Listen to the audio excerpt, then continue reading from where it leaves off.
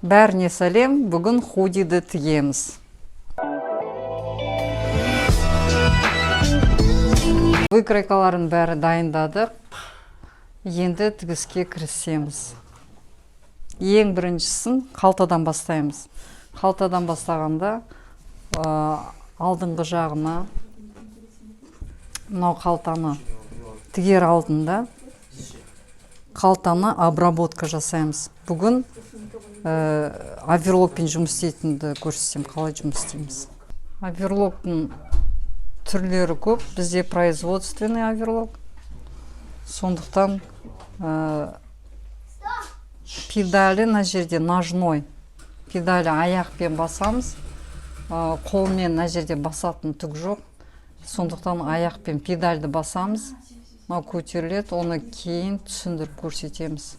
Оверлоктың формалары қандай бар екен, маркаларын. Ақырын ғана бастаймыз өстіп. Оверлоктың өзі тіккен кезде мына жерде пышағы болады. Осындай, мынау шетінде осы пышақ кесіп отырады. Матаның артық матаны кесіп отырады. Дүп жуғып осылай жейміз.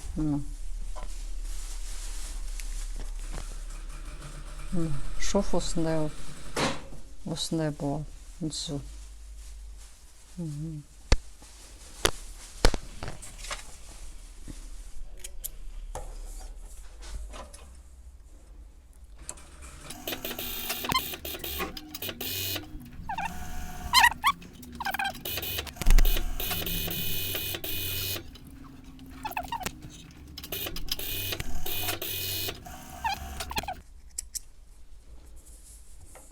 Енді мынандай бұрышта мынау пышақпен жұмыс істеген кезде мына жерде байқап істеу керек. Мына жерде былай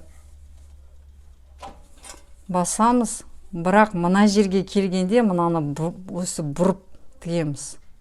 Қазір көрсетем.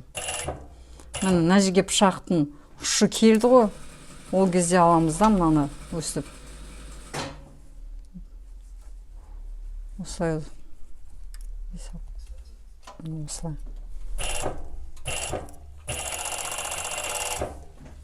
тігеміз.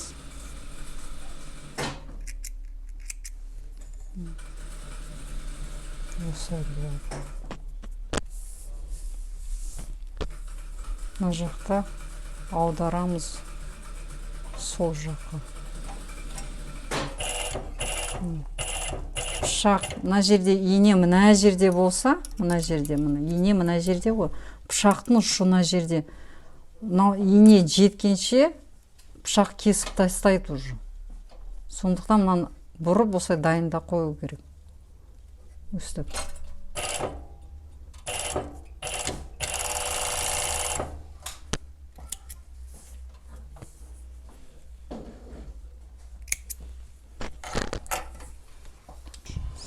Қалтаның сырттарын бәрін обработка жасадық оверлокпен. Енді үтікке саламыз. Қыздыр қойдық үтікті. Енді осының бәрін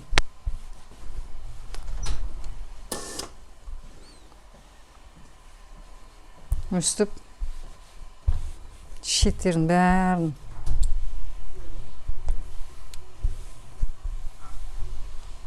үтікке саламыз.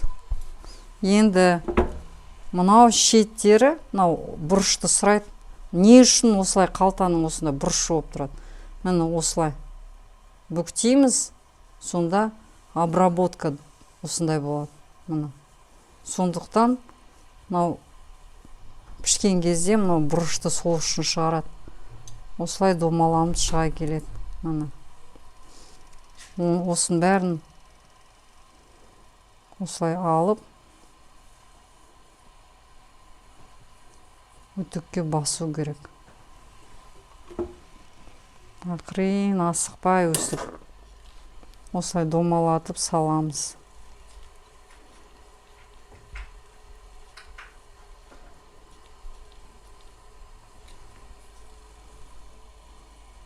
Осылай.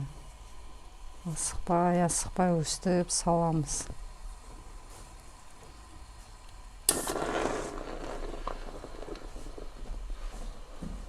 Мына жер, мына бұрыш, мынаған сәйкес келу керек мына жерге.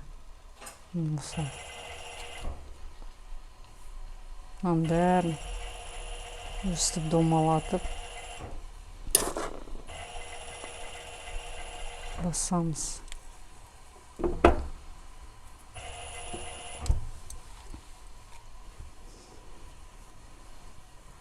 Екінші жағын солай жасаймыз.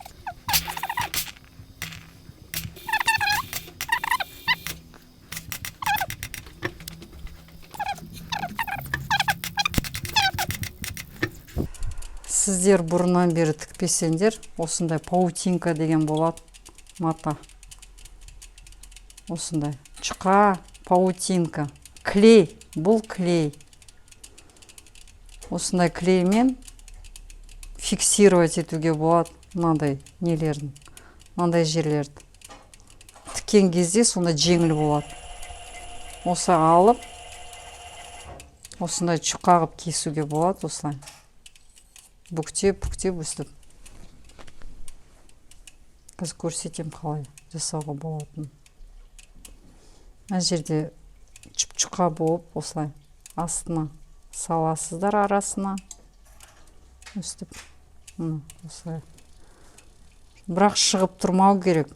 Шығып тұрса, онда анау үтіктің түбін күйдіріп жібереді. Мына осылай салып қою керек.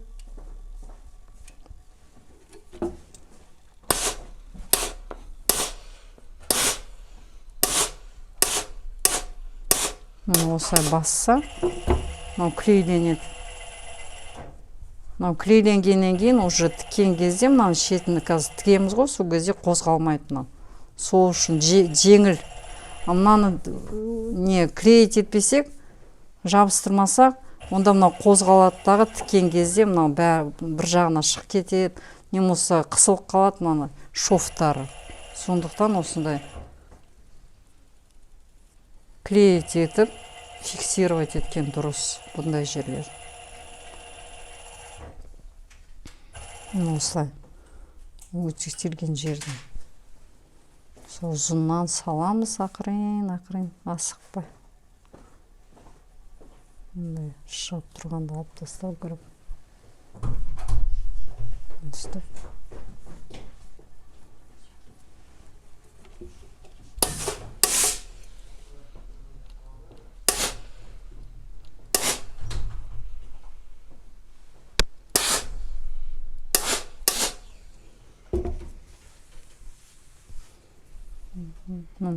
Екі жағы да жабысып тұр. Жақсы, осылай болған дұрыс. Қазір тіккен кезде бізге кедергі болмайды. Келесі осы примострочкаға машинаға отырамыз. Жаңа оверлокпен обработка жасадық, сырттардың бәрін. Одан кейін үтікке бастық. Мынаның бәрін жаңаға клеить еттік. Енді мынандай примострочкаға саламыз. Бұны тігу қажет. Клеить еткенмен бәрі де ертең сөгіл мына жері ашылып кетеді, сондықтан фиксировать етіп шов жасаймыз.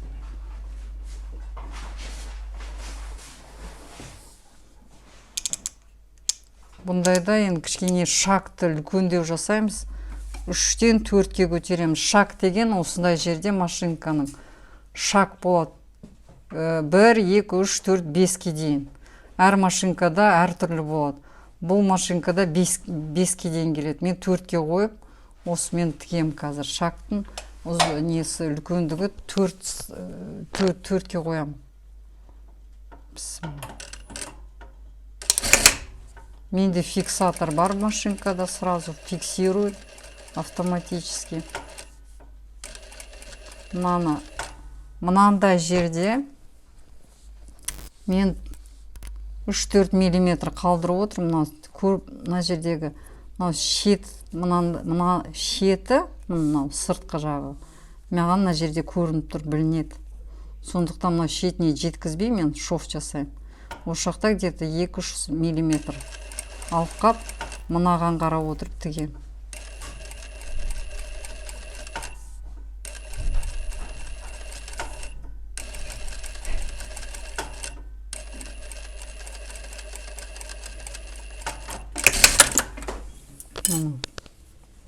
Мына жерде шов, мына жақта, мына жақта, мынау шов, мына жерде, осы жерде жүреді. Сыртқа мына жаққа шығып кетпеу керек. Мына жерде келе жатыр шов. Енді екінші жағын солай жасаймыз.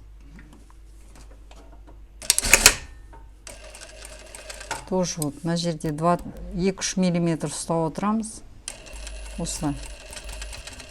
Мен уже көз мөлшермен үйреніп алғам өзім. Сіздерге енді кішкене тігу білмесеңдер, енді кішкене қиындау болуы мүмкін. Сондықтан асықпай тігіп отырасыздар. Екі жағы да бірдей обработка жасалынған. Енді мынау қалтаның обработкасын жасап болғаннан кейін, мынау алдыңғы жағына, алдыңғы полочка, мынау қалтаны тігуіміз керек, біріктіруіміз керек. Осының ортасын табу үшін бізге мынау полочканы екіге бөлеміз, бүктейміз. Өстіп бірдей бүкіл жағын жөндеп. Өстіп жөндейміз. Дүп-түзу қолмен үтіктеп жібереміз, тазалап, бәрін реттеп, дүп-түзу жасаймыз. Екі жағында. Ортасын табу үшін. Осындай бір мелок болу керек. Осылай үстіңгі жағынан өстіп сызамыз. Осылай үстінен сызамыз.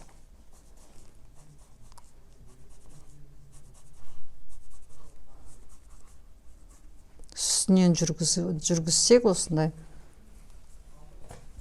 ашқан кезде сызық шығады.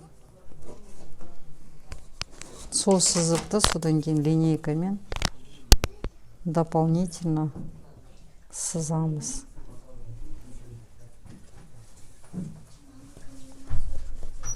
Ақтың үстінде ақ мел болмайды ғой, сондықтан цветной мел болу керек.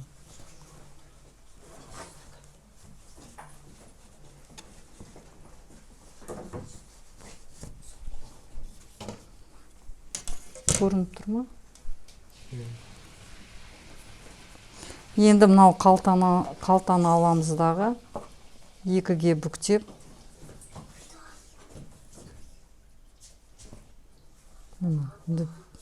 екіге бөлеміз. Бұның да ортасын табамыз. Мына жақтағы ортасын. Мына жақтағы отметка жасаймыз. Содан кейін аламыздағы екеуін бір-біріне басып. Мына жердегі ортаны таптық. Осы жерде. Сонда жерде фиксировать етеміз.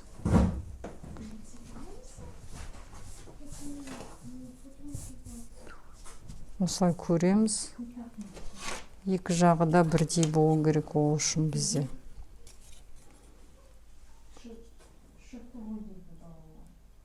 Он 14,5. Осы жақта да солай болу керек. 14,5 тоже мына. Екі осылай. 14,5. Мына жақта 14,5 тұр. Енді мынау қалтаны тігетін кезде осылай тікпейміз ғой, осы бетінде. Бұл бүктеледі өстіп. Осылай бүктеліп тігіледі.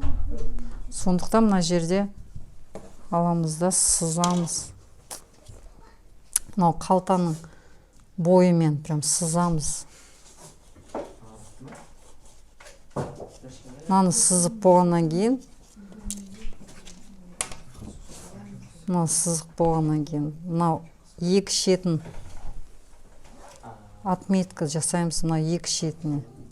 Сонда мынау шовты жасау үшін бізге мына қалтаны аудару керек. Осылай, мына былай.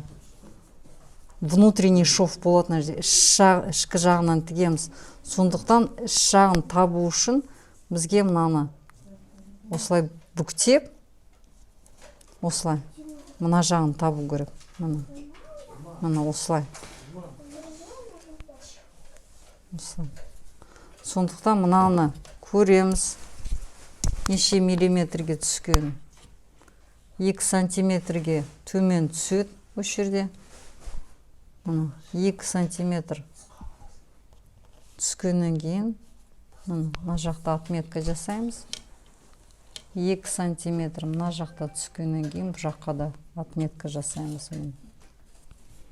Осыны сызып аламыз. 2 сантиметрді сызып аламыз.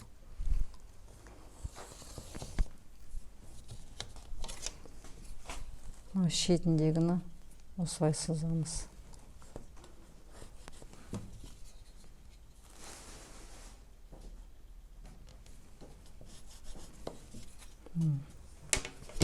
Енді мынау қалтаны үстіңгі сызықпен астыңғы сызық, мынау осылай жатқан кезде қалта үстіңгі сызық болды. Енді мынаны аударып осылай тігу үшін астыңғы сызығын табамыз. 2 сантиметр астыға төмен түсеміз. Мынау ортасы, мынау орта мен мынау ортаға сәйкес келтіреміз. Мына жақ пен мына жақ бірдей болу керек. Мынау сызықтың үстімен осылай тігеміз. Мынау оверлоктың шеті бар ғой, мына жіптің шеті ма. Осымен қазір тігеміз. Ол үшін бізге фиксировать ету керек. Қалтаны бірінші фиксировать етеміз. Булавкаға отырғызамыз.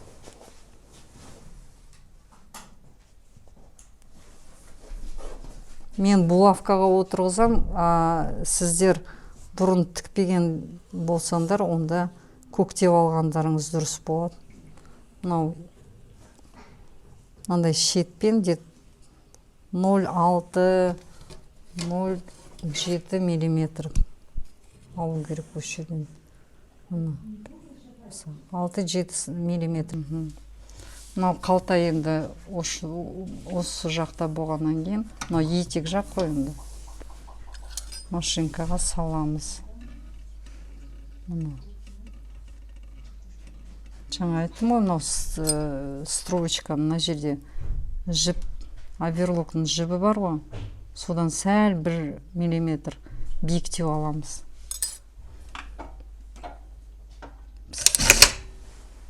Мына алып тастаймыз. Машинканың лапканың астына кетіп қалмасын. Мынандай булавка бар.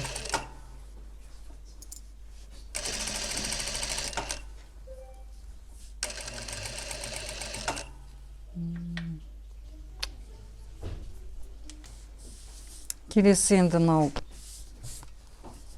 қалтаға, мынау етек жағы осылай қалай жаңа фиксировать етіп машинкаға саламыз енді. Мына жердегі сызықты, мынау жаңа сызық қой, мынау сызықпен бір-бірінен кетпеу керек. Мұны жу осылай салып отыру керек. Онда қалта қисай кетеді. Кет қалады, қисай.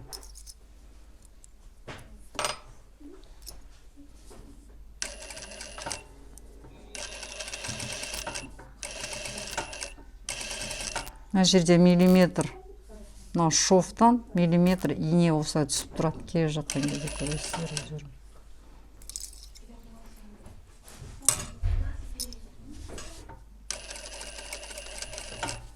Мынау шовпен мына сырты кетпеу керек.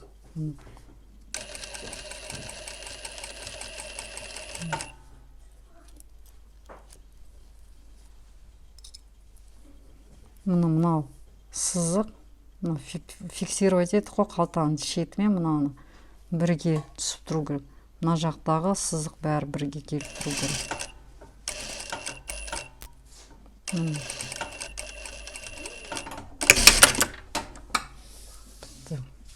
Енді келесі мынау қалтаны аударамыз. Жасадық қой жаңа енді. Осылай енді өз орнына түседі.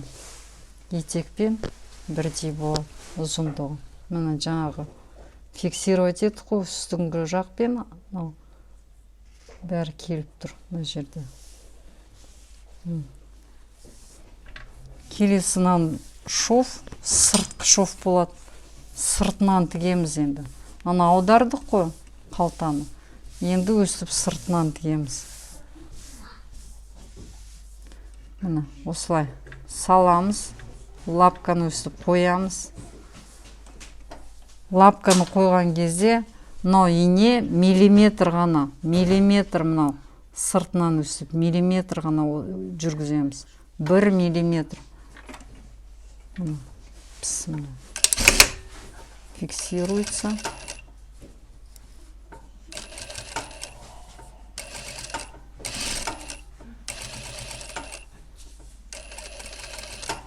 Осылай тартып отырамыз екі жаққа.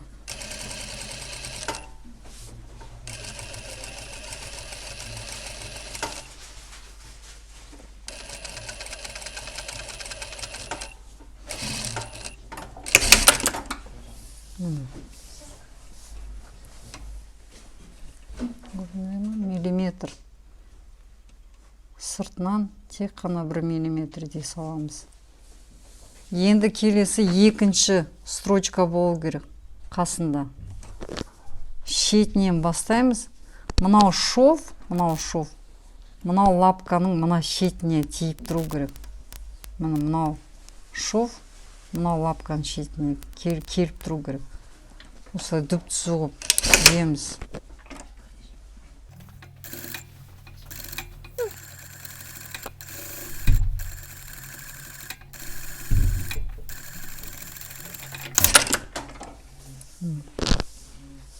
Келесі шов осында. Екеуі бірдей болу керек. Енді мына үстіңгі шовты фиксировать еттік. 2 строчка жасадық, мына өздерін жаңа көргенде. Енді келесі мынаны ішкі жағынан тіге алмаймыз, сондықтан сыртынан тігеміз. Сыртынан тігу үшін біз тек қана бүктейміз өстіп. Мына бүктейміз, мына осылай. Мынау шов, оверлоктың шовы бар ғой, соның сыртымен 5 миллиметр осылай тігеміз. Фиксировать етеміз өстіп. Булавкамен фиксация жасаймыз. Бірақ сендер өз тігу білмеген, фиксировать ет, булавкамен жұмыс істей алмайым десеңдер, онда көктейміз. Көктеген дұрыс, бірақ та қолдарыңыз үйреніп былай тіге аламыз десеңіздер, осылай фиксация жасаған жақсы. Келесі екінші жағында солай жасаймыз. Мына.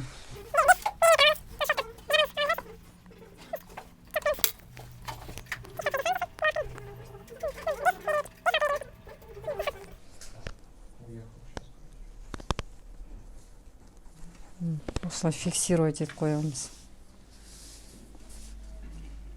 Енді жаңағыдай көрдік қой, енді анау сыртын тіккен кезде 1 миллиметр ғана аламыз шетінен.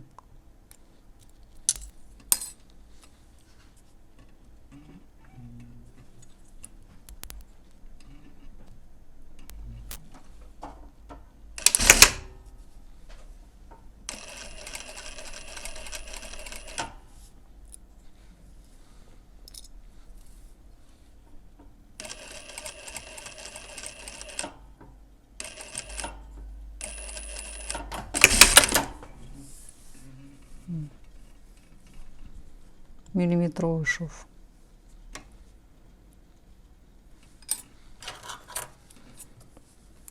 астындағы жіптердің бәрін кесіп алып тастаймыз.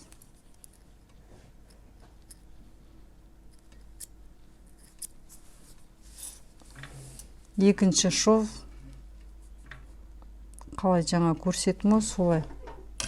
Бірақ мынау шеті менде автоматически, машинканың өзі автоматом фиксация жасайды осылай. Алдыға, артқа тігеді өзі. А сіздер өздеріңіз қолмен алдыға, артқа тігулеріңіз керек. Қолдарыңызды қалтаға салғанда жыртылмайтындар, көпке дейін шыдайтындар. Мына екінші шов осылай тігіледі.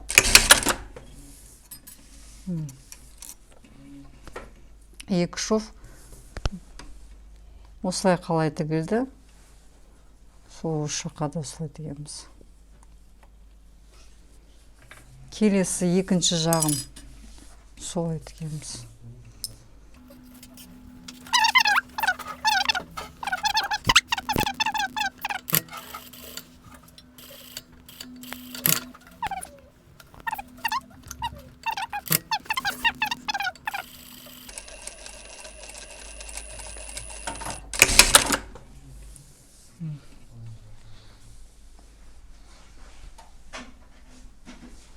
Шовтардың бәрі бірдей болып шықты. Алдыңғы полочкаға тіктік, қостық. Міне қолымызды салатын жер, міне осы жер болады. Мына етек жағын қоспаймыз, ештеңке жасамаймыз, осылай қалдырамыз. Содан кейін кашкарсе деген матаны көрсеткен, круговой вязкамен көрсеттім, соны етегіне бет басқан кезде бірге тігеміз. Сол кезде мына етек жағы тігіліп, мына бәрі қосылады. Енді келесі біздің тігетін екі детальды бір-біріне өстіп қосамыз. Алдыңғы полкасымен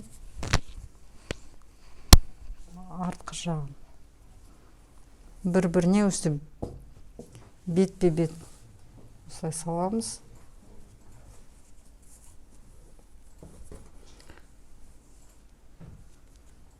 Енді иықтарынан бастаймыз тігісті.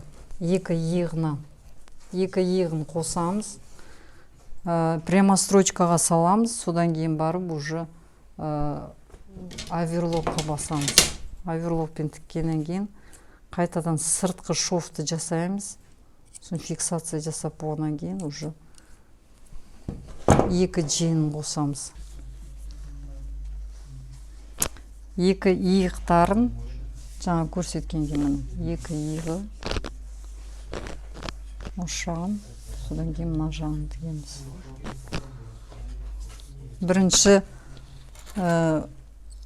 осылай булавкамен отырғызамыз. Мынау трикотажный мата болғаннан кейін машинкаға басқан кезде астыңғы жағы тартып, үстіңгі жағы қалып қояды. Сондықтан екі бұрышын өстіп, басын бастап, аяғына дейін көктеген дұрыс. Немесе осындай булавкалармен өстіп бір-біріне қосып, фиксировать еткен дұрыс. Мен фиксировать ет қойдым өзімдікін. Мен тіккен кезде 1 мм сыртына қалдырып отырам осылай матадан.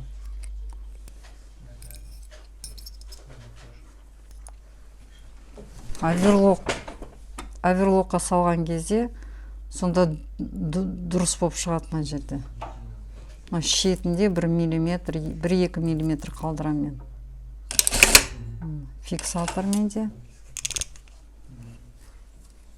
Фиксатор сіздерде автоматически жоқ болса, онда алдыға тігеміз, одан кейін артқа шегіндіреміз да қайтадан алдыға басамыз. 1 мм, 2 мм мұны лапканың сыртында. Өстіп тігеміз. Мына жерде уже екі матаны бірге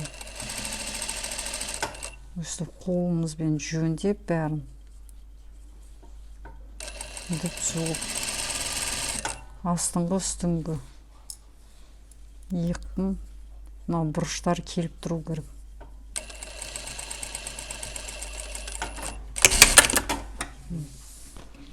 Енді екінші иығын тігеміз.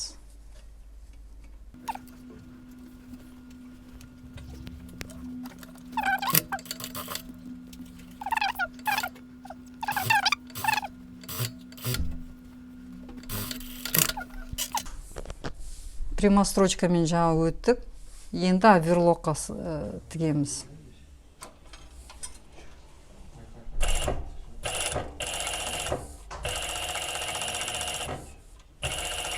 Дүпті жуып, пышақтың астына артық маталарды кесіп тастайды. Сонда осыны дүпті жуып шығады. Басында мынандай.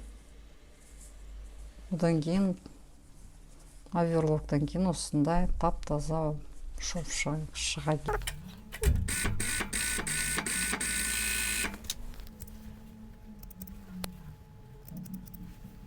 Терін кесіп алып тастаймыз. Міне екі иығын қостық қой. Жаңа прямо строчкаға салдық. Одан кейін оверлокпен обработка жасадық. Енді мынаны фиксировать ету керек. Наружный шов дегенді жасаймыз. Мынау сыртынан тігеміз, қайтадан сыртынан тігеміз. Себебі адамдар киген кезде осылай шешеді ғой, мынау жыртылмайтындай осылай сыртына шов жасаған дұрыс. Қазір осыны тігейік.